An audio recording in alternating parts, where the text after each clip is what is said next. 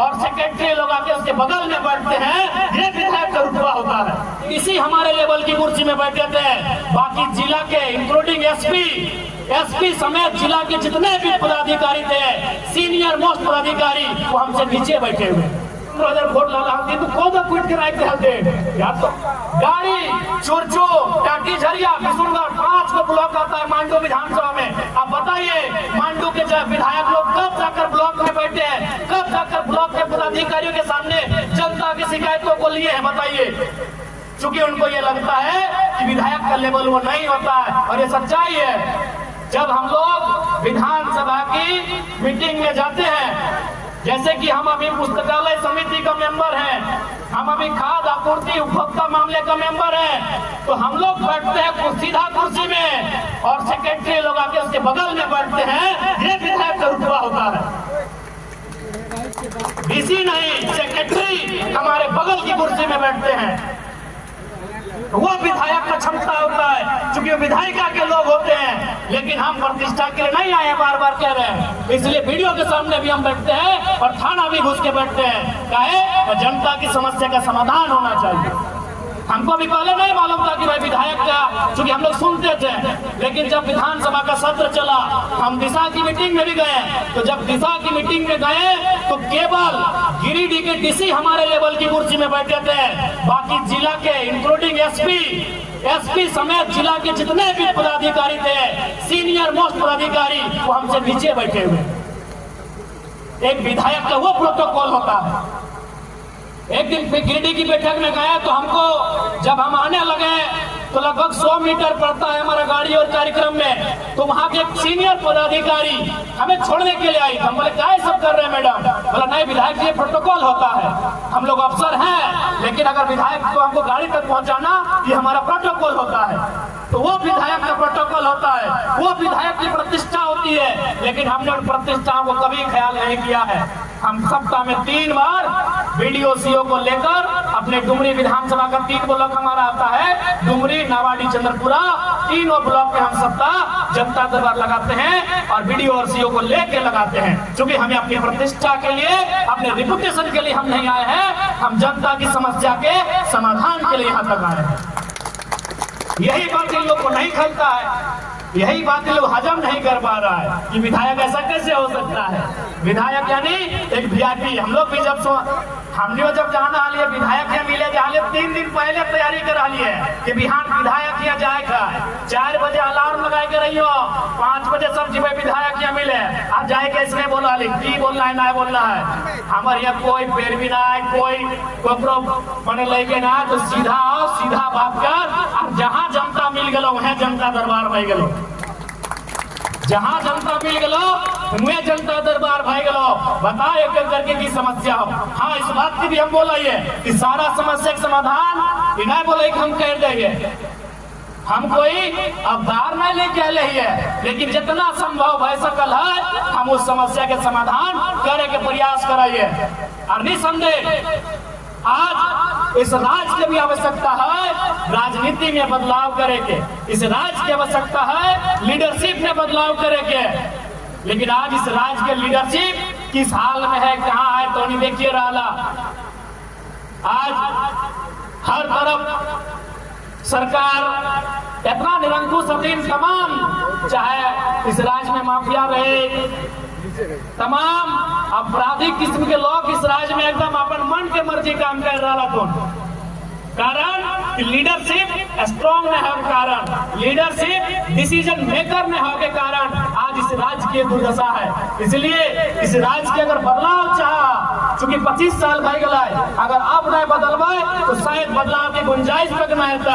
अगर बदलाव चाह तो सबसे पहले लीडरशिप में बदलाव करे। तो चूंकि भारत एक लोकतांत्रिक देश है और लोकतंत्र का आधार ही राजनीति है, और राजनीति में जो लोग हैं उनको विशेष लोगों को अगर वहां चुनकर भेजेंगे जहां से राजनीति संचालित होती है, जहां से भारत के लोकतंत्र की अवधारणा को रखा जाता है, तो निसंदेह बदलाव होगा। इसलिए 5 साल जाने में समय नहीं लगता है, लेकिन इस बार आपसे यही आग्रह होगी। और हम 5 साल की बात भी नहीं करेंगे, अभी वर्तमान की बात करेंगे। अभी वर्तमान में जो परिस्थितियां तैयार हो रही हैं, निसंदेह रामगढ़ और मांडू के विधायक कोई भी चुनकर आए हैं, उनको बधाई। राजनीतिक मतभेद रहेगा, 2029 में भी उनसे हमारा मतभेद रहेगा फिलहाल, लेकिन वो जीत के आ चुके हैं, उसके लिए बधाई। लेकिन अगर वो विधायक हैं तो कोई दिक्कत नहीं, हमारे प्रत्याशियों को भी इतना मत मिला है कि इस क्षेत्र की, इस जनता की सेवा करने की योग्यता वो रखते हैं। आप बेहिचक उनकी सेवा करें। मैं अपने क्षेत्र के तमाम प्रत्याशी समेत अपने पार्टी के लीडर से कहना चाहूंगा, चूंकि जनता ने हमें वो जनादेश दिया है, जनता ने हमें वो पहचान दिया है, जनता ने हमें वो सम्मान दिया है कि उस सम्मान के बदले, उस पहचान के बदले, उस जनादेश के बदले हम जनता के अधिकारों की रक्षा कर सकते हैं, उनके अधिकारों के लिए आवाज को बुलंद कर सकते हैं और उनके अधिकारों की लड़ाई को ताकत दे सकते हैं। ये क्षमता हम में है, बस अपनी क्षमता को आपको पहचानना है। बिल्कुल, मैं विशेषकर दोनों प्रत्याशी से कहूंगा, अभी हमने धनबाद बोकारो में कोई आरा बलिया के अगर कोई विधायक लड़ता है ना, तो अगर 10-20 वोट लाला हल्थीन तो कोदो कूद के रखा हल्थीन तो 70,000 लेके आए हा। आरा छपरा बलिया से जो नेता सब हमने क्या धनबाद बोकारो में विधानसभा से चुनाव लड़ा हल्थीन, अगर 10-15,000 वोट लाला हल्थीन तो कोदो कूद के रखते हल्थीन यार, तो 70,000-50,000 वोट लान ले हा। इसलिए विधायक से कोई कम ना, बस उस संवैधानिक रूप से विधायक है, जनता के दृष्टिकोण से तो विधायक से कम ना, जो भी समस्या है अगर मैं खूटा बन के खड़ा रहिया, अगर समाधान करे प्रयास करिया। बाकी हम ये बिल्कुल एकदम स्पष्ट कह चाहिए यार, 25 साल के बाद भी हमने के मूलभूत सुविधा के लिए संघर्ष कर हुआ है। अभी जो जेब में हमें यहाँ के स्थानीय लोगों ने आवेदन दिया, मामूली विषय है, बिजली, सड़क, पानी, पुस्तकालय, रोजगार, जबकि इन विषयों पर तो आंदोलन होना ही नहीं चाहिए। आंदोलन होना चाहिए था डीओ के लिए, आंदोलन होना चाहिए था ट्रांसपोर्ट के लिए, आंदोलन होना चाहिए था हिस्सेदारी के लिए, लेकिन झारखंड के लोगों के साथ ये सोतेला व्यवहार है कि हम लोग बिजली, सड़क, पानी के लिए आंदोलन कर रहे हैं। इसलिए आज झारखंड के जनमानस को भी चेतना चाहिए कि आप इस भूभाग के मालिक हैं। अब आंदोलन जब भी हो मालिकियत के लिए होना चाहिए, मालिकाना हक के लिए होना चाहिए। ये झारखंड वासियों को मैं कहना चाहूंगा, ये दौर बदला है, ये समय बदला है, हमारी सोच बदली है। आज कुछ दिन पहले बोला कि बहन लोग थी कितना सुंदर रूप से अफसर के सामने आंख से मिलाकर बात कर रहे थे कि नहीं? तो ये तो इस दौर को हमने बदला है। भले हम लोग श्रेय लेना पसंद नहीं करेंगे, लेकिन ये सच्चाई है कि राजनीति में जयराम महतो के एंट्री से ये तो हुआ है कि 16, 15, 17 साल की लड़कियां भी जीएम रैंक के अधिकारी से आंख मिला के बात कर पा रही है। ये हुआ है, इसको मानना होगा। अधिकारियों से बात करने में हमें संकोच लगता था, उन्हें हम माई बाप करके बात करते थे, सर करके बात करते थे। आज ये दौर आया है कि हम आंख दिखा के बात करते हैं, रवाब से बात करते हैं और उन्हें बताते हैं यूर सर्वेंट, हम उन्हें बताते हैं। ये तो बदला हुआ है। और इतना तो जरूर कहेंगे, जितना जेल कैंप के विधायकों की संख्या बढ़ेगी, जितना जेल कैंप पार्टी मजबूत होगा, इस राज्य में यहाँ के लोगों के हक अधिकार को उतनी मजबूती मिलेगी। ये आपको कहना चाहेंगे।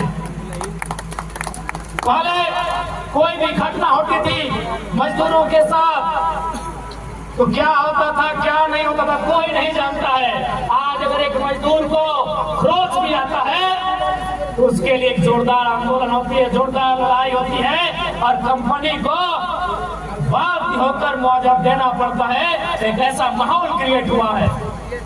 हाँ बिल्कुल, रामगढ़ में तो हमारे भाई लोग तो है ही, हमारी दीदी लोगों ने अच्छा खासा मोर्चा संभाला है।